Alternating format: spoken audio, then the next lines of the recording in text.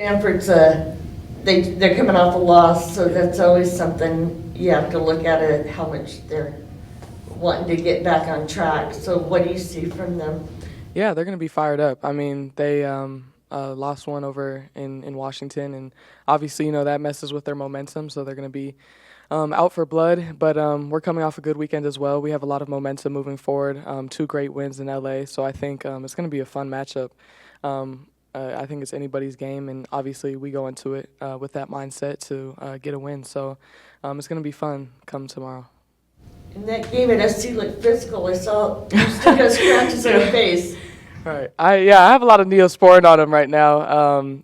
I remember we all huddled and Kate kind of looked at me crazy and I'm like, why is she looking at me like that? And she's like, here, I watched the live stream back and she was dabbing my face. Shout out Kate Reese for having my back. Yeah, it was a physical game, but we expected that. Both teams play really physical. Just to go into double OT after coming off of an OT win at UCLA, it was a battle. We were tired, but that's why we practice 3 hours. That's why we do the things that we do so that we can be successful in those situations. And after that UCLA win, I mean, how much momentum did that give you for USC? Yeah. Overtime win, I mean, you have a lot of momentum. It came down to the last straw, and I think going into USC, we had the mindset, okay, we got a big win, but that doesn't mean much without another win here at USC. So we were fired up. We were tired, and we knew that going in. We played, we played 45 minutes. So going into that game, we just had the mindset of we're going to have to fight. We knew, like I said, it was going to be a physical game. They're a great team. They should be in the top 25, and I think we'll see that coming soon. But, yeah. Double OT. I mean, you have to come away. You have to go away with that win. So it felt good for sure. When you after that Washington State loss, I mean, you could have been coming into the Stanford game on a 3-game losing streak. Yeah. So how important was that to go into Stanford not on that kind of streak? Yeah, and that was definitely a vital point that Coach Idia made. All of these last we have 4 or 5 left. All of these really matter. So we definitely needed to sweep LA. That was our mindset going into it. And so being able to do that, it's huge for our momentum. It's huge for our program. Haven't swept LA and since I wasn't even a thought. So I mean, it's great for our program moving forward. And now we're going to take one at a time leading up to March Madness and the tournament.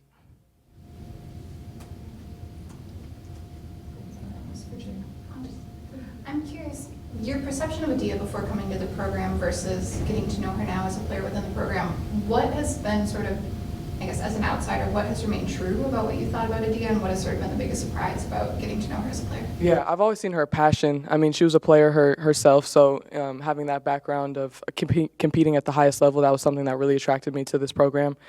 Finally being able to, see behind the scenes, it's just like the care that she has for us and the passion that she instills in all of us individually is very genuine. And I think she brings the best out of me. I knew that from the first conversation that I had with her, that she was going to expand my game as much as she possibly could. And so being able to, be behind the scenes and really feel the love from her and, all of the other coaches, it goes, a really long way. And I couldn't appreciate her more.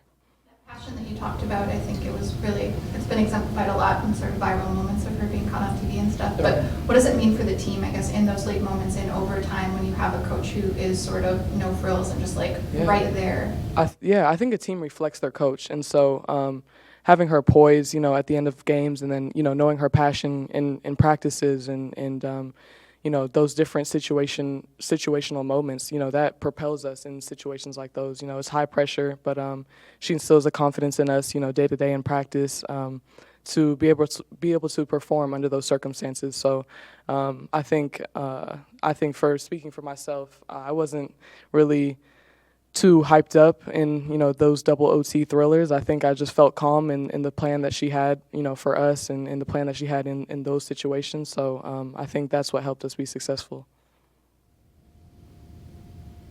And you've watched Maya grow through as a freshman through these last few months. Right.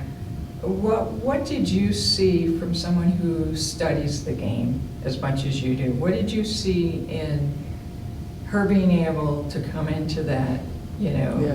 that double overtime game at SC, block 3 shots during her time in there, get those big rebounds, get that big basket.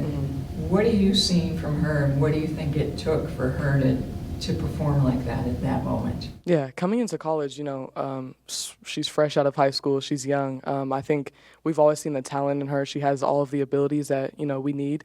It's just a matter of maturing, and that comes with experience. And that's not something that, you can really teach. It's just something that time gives you. So I think you really saw her maturity.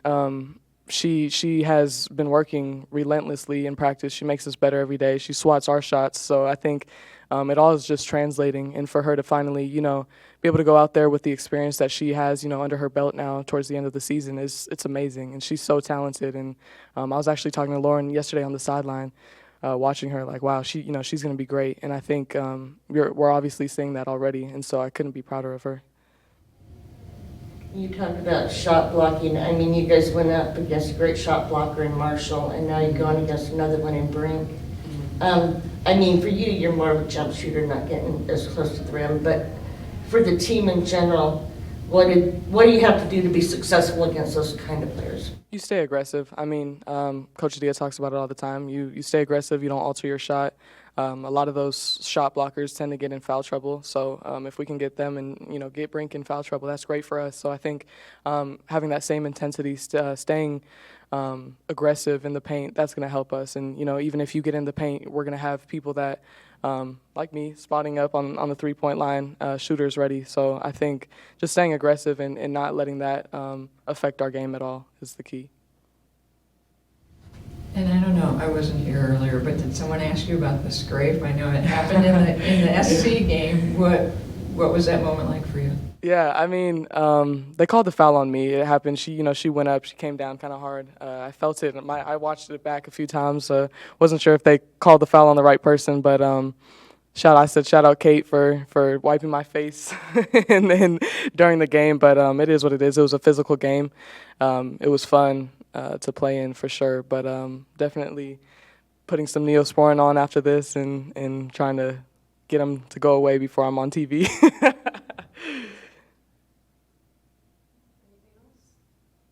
Awesome, thanks, Jade. Thank you, guys.